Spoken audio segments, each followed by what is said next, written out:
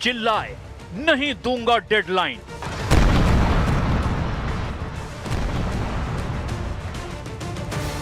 Trump बौखलाए, उड़ा दो सभी पुल।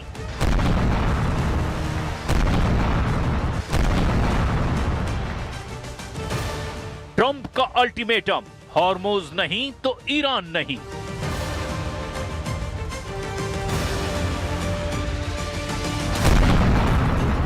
ट्रंप ने मैक्सिमम प्रेशर वाला ऑर्डर दिया है, नतीजे भी भयानक निकलने लगे हैं। ईरान में जहां देखिए सिर्फ बम विस्फोट हो रहे हैं,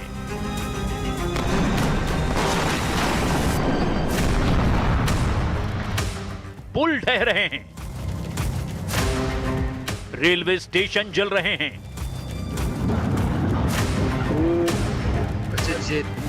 ट्रंप के ऑर्डर पर अमेरिकी सेना ईरान के टावरों को तबाह कर डाल रही है।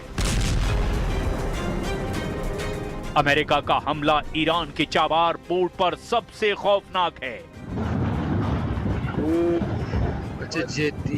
जहां पोर्ट के कंट्रोल टावर को बमबारी करके मटिया मेट कर दिया गया है। पिछले एक हफ्ते में इस टावर पर अमेरिका ने तीसरा हमला किया है। अमेरिकी रक्षा मंत्री पीट हेग्सेथ ने चाबहार पोर्ट की तबाही की तस्वीरें भी साझा की है। ऐसे माहौल में ट्रंप की फेवरेट प्रवक्ता ने चौंकाने वाला बयान दिया। कैरोलिन लेविट ने कहा कि ईरान से अभी भी बात चल रही है। Iran very much continues to talk to the United States of America and express that they want to make a deal with us because they are suffering devastating blows on behalf of our United States military. मतलब Trump की तरफ से Iran को फिर deal offer की जा रही है, लेकिन ईरान ब्रिज का बदला ब्रिज से लेने का ऐलान कर रहा है। ईरान की पुलों को उड़ाने वाली एक पुरानी हिट लिस्ट भी फिर सामने आई है। ईरान के ब्रिज का बदला ब्रिज से लेने की अटकलों के बीच खाड़ी देश सुलगने लगे हैं, क्योंकि जितना ईरान जल रहा है उतना ही वो खाड़ी देशों को जला रहा है।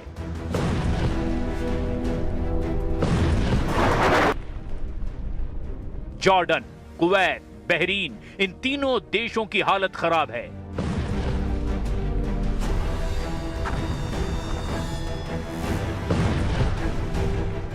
इराक का एयरबेल भी नहीं बचा है। ड्रोन अटैक और फिर उसे फेल करने की घटना कैमरे में कैद हो गई।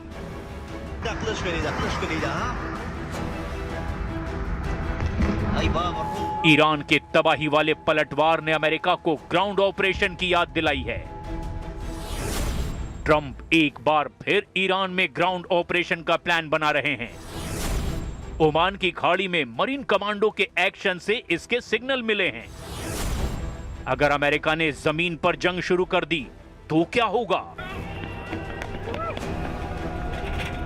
ईरान की सेना, रिवोल्यूशनरी लड़ाका ग्रुप और 9 करोड़ ईरानी अमेरिका को युद्ध के लिए ललकार रहे हैं। ये युद्ध अब ट्रंप के कंट्रोल से बाहर होता जा रहा है।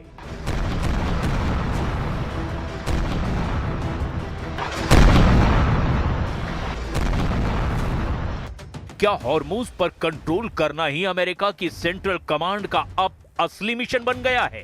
दूसरे राउंड के छठे दिन व्हाइट हाउस ने ईरान के बंदरगाहों पर शिकंजा कसना शुरू कर दिया है।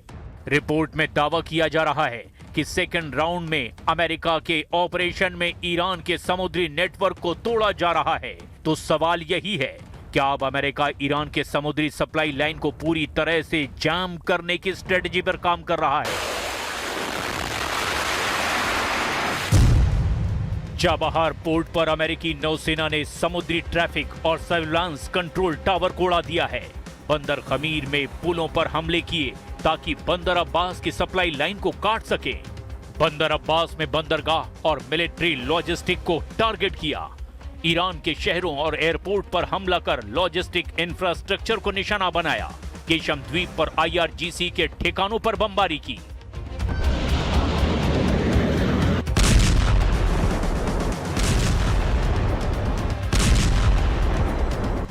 चाबहार का कंट्रोल टावर, बंदर खमीर के पुल, बंदर अब्बास की सप्लाई लाइन,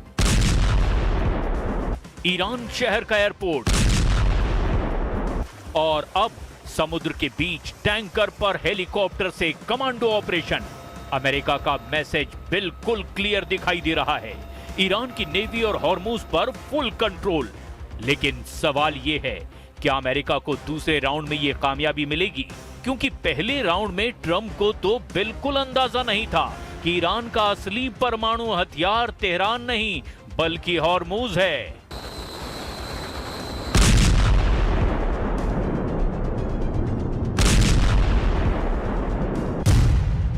अमेरिका अगर फुल फ्लेज में वॉर लड़े तो भी उसे हॉर्मुज को कंट्रोल करने में 3 से 4 हफ्ते लग सकते हैं।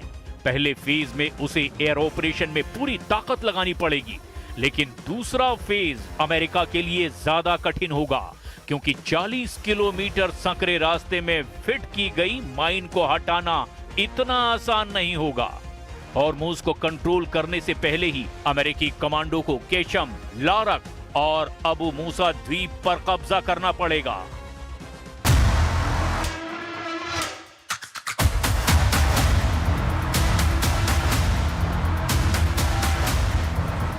जहां ईरान के आत्मघाती बोर्ड्स और एंटी शिप मिसाइल बेस हैं।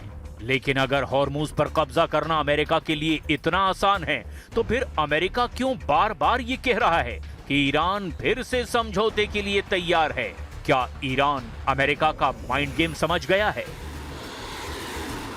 Iran very much continues to talk to the United States of America and express that they want to make a deal with us because they are suffering devastating blows on behalf of our United States military. The reason, and this is important for the American people to understand, the reason for the recent strikes over the course of the last several days is because Iran violated the memorandum of understanding that we struck with them.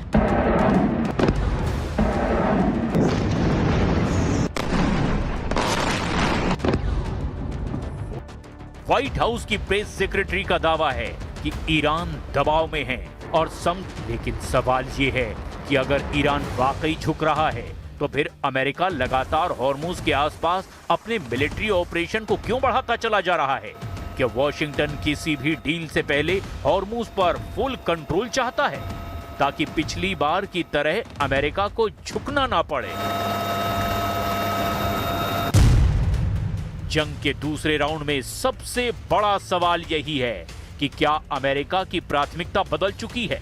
पहले निशाने पर Iran के nuclear ठिकाने थे, अब focus बंदरगाहों पर, समुद्री सप्लाई लाइन पर और हॉर्मुज के एंट्री एग्जिट पॉइंट पर दिखाई दे रहा है।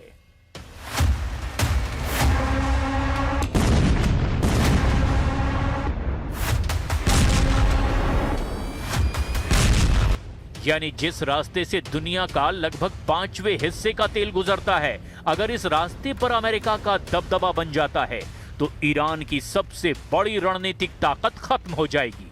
यही वजह है कि अमेरिका सिर्फ मिसाइलें नहीं चला रहा, बल्कि पूरे समुद्री नेटवर्क को रीशेप करने की कोशिश करता दिखाई दे रहा है। अगर हॉर्मुज सुरक्षित है, तो दुनिया का एनर्जी मार्केट सुरक्षित है। अगर हॉर्मुज बंद, तो पूरी दुनिया में तेल की कीमतें विस्फोट कर सकती हैं। अमेरिका का पहला टारगेट है खार्क द्वीप। ईरान का सबसे बड़ा ऑयल टर्मिनल यही है। अगर अमेरिका इसे कंट्रोल कर लेता है, तो फिर ईरान की ऑयल एक्सपोर्ट लाइन सीधे कट जाएगी। सैटेलाइट इमेजेस में दिख रहा है कि हाल के हमलों में खार्क के आसपास IRGC के कई स्टोरेज एरिया डैमेज हो चुके हैं। लेकिन कब्जा आसान नहीं है, क्योंकि ईरान ने यहां माइंस और एंटी शिप मिसाइल्स का नेटवर्क तैयार कर लिया है। दूसरा बड़ा पॉइंट है केशम द्वीप। ईरान इसे अपना अंडरग्राउंड मिसाइल सिटी भी कहता है। विशाल गुफाएं, टनल नेटवर्क, जहां से ड्रोन और स्पीड बोट लॉन्च किए जा सकते हैं। अमेरिकी सेंट्रल कमांड और मरीन्स के लिए ये सबसे चुनौती वाले टारगेट माने जा रहे हैं। केशम द्वीप 1445 स्क्वायर किलोमीटर में फैला है, लेकिन सबसे बड़ी चुनौती ईरान की अंडरग्राउंड मिसाइल फैसिलिटी है।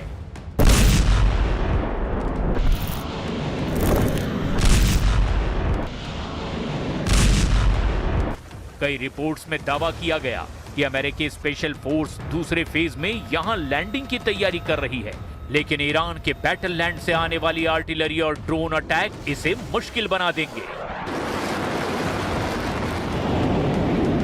بازی منطقه ادامه می‌دهد. ابتدا مجدد تاکید می‌شود تحت هیچ شرایطی و به هیچ وجه به آمریکا به عنوان یک کشور بیگانه و فرامنطقه‌ای اجازه دخالت در تنگه هرمز را نمی‌دهیم. این خط قرمز شکست ناپذیر ایران است.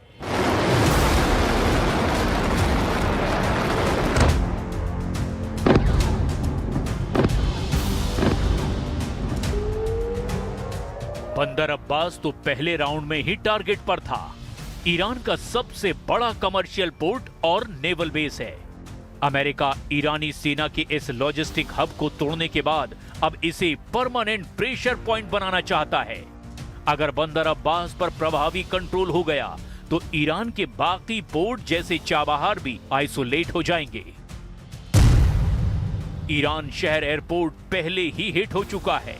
ये वो लॉजिस्टिक्स हैं जहां से IRGC को रीइंफोर्समेंट मिलता था।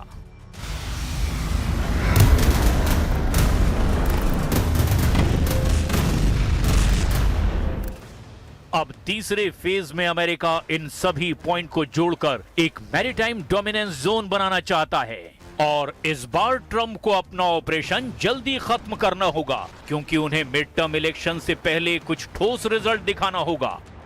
लेकिन एक्सपर्ट्स का मानना है कि हॉर्मुज में 40 संकरे रास्ते हैं, इतने माइंस भरे हैं, इसे क्लियर करने में कई हफ्तों का वक्त लग सकता है। Really well with Iran. The Islamic Republic of Iran is not happy right now. Should have been done 47 years ago. Should have been done at least during the 47-year period. And it wasn't. Other presidents didn't do what was right. They should have done it a long time ago. It would have been much easier. And they want to settle so badly. They don't like what we're doing. And they do want to settle. We'll find out whether or not we settle with them or we just finish it off.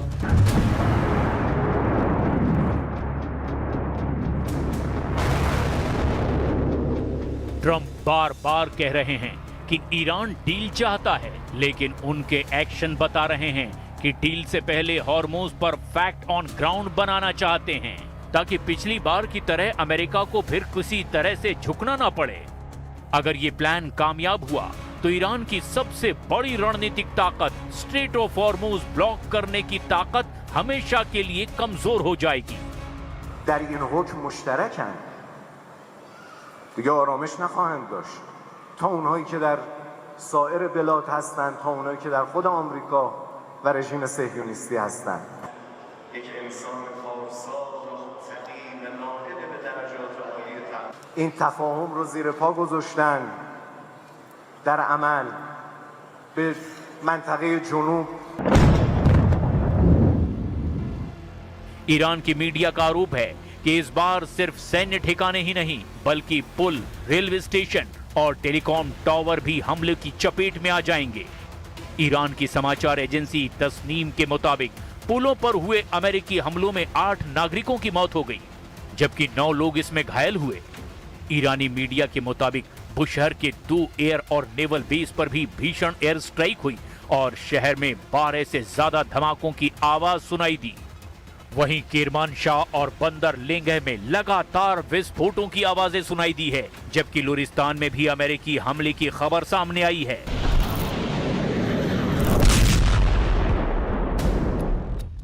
America ने दक्षिणी Iran के 3 पुलों को निशाना बनाया। हवाई हमलों में 2 नागरिकों की मौत हो गई, 4 लोग गंभीर रूप से घायल हुए। अमेरिकी हमले में स्ट्रेट ऑफ हॉर्मुज के पास के इलाके के कहूरस्तान गांव और शूर नदी के पास 2 पुल बर्बाद हो गए। हमला रात में हुआ और अटैक के बाद पुल के आसपास आग लग गई। एक बड़ा हिस्सा पुल के नीचे गिर गया। बंदर अब्बास और शिराज को जोड़ने वाला पुल भी अमेरिकी हमलों में पूरी तरह बर्बाद हुआ। इसके अलावा कहूरस्तान पुल के पास लगी आग ने एक ट्रक को भी चपेट में ले लिया। लेकिन ईरान भी तैयार है। IRGC के पास अभी भी लंबी जंग लड़ने के लिए हथियार बचे हुए हैं, ड्रोन अटैक्स, माइंस और तेहरान से लॉन्ग मिसाइल्स। अगर अमेरिका ईरान के द्वीप पर कब्जा करने की कोशिश करता है तो ये जंग ग्राउंड वॉर की तरफ मुड़ सकती है, जो ट्रंप के लिए भी बहुत महंगी साबित होगी। ट्रंप का मिशन कितने दिनों तक खींचेगा, ये पूरी तरह से इस बात पर निर्भर करता है कि तेहरान कितना झुकता है और अमेरिकी फोर्सेस कितनी तेजी से आगे बढ़ते चली जाती हैं। दुनिया की नजरें इस तंग गलियारे पर टिकी हुई हैं, क्योंकि हॉर्मुज सुरक्षित हुआ तो ग्लोबल एनर्जी मार्केट स्थिर, वरना तेल की कीमतें आसमान छूने लगेंगी। लेकिन इस पूरी जंग में सबसे बड़ा सवाल सिर्फ बम और मिसाइलों का नहीं, बल्कि टाइमिंग का है। क्या ट्रंप लंबी जंग लड़ना चाहते हैं या फिर हॉर्मुज में अपनी ताकत दिखाकर ईरान को बातचीत की टेबल पर लाना चाहते हैं?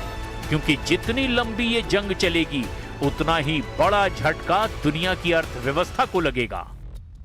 हॉर्मुज से हर दिन दुनिया का लगभग 20% तेल और बड़ी मात्रा में LNG की सप्लाई गुजरती है। अगर यहां सैन्य टकराव बढ़ा तो फिर सबसे पहले शिपिंग इंश्योरेंस महंगा होगा, फिर तेल के दाम उछलेंगे और उसके बाद पूरी दुनिया में महंगाई की एक नई लहर आ सकती है। इसी वजह से अमेरिका सिर्फ सैन्य बढ़त नहीं चाहता, बल्कि ऐसा दबाव बनाना चाहता है कि ईरान भविष्य में कभी भी हॉर्मुज को हथियार की तरह इस्तेमाल न कर सके। दूसरी तरफ ईरान भी जानता है कि हॉर्मुज उसकी सबसे बड़ी रणनीतिक ताकत है, इसीलिए वो आखिरी दम तक इस इलाके में अपना दबदबा बनाए रखने की कोशिश करेगा। यानी दूसरे राउंड की जंग अब सिर्फ ईरान बनाम अमेरिका नहीं रह गई है, बल्कि ये हॉर्मुज बनाम ग्लोबल इकोनॉमी की लड़ाई बनती जा रही है। जिस दिन इस समुद्री रास्ते का भविष्य तय होगा, उसी दिन इस जंग की दिशा भी तय हो जाएगी।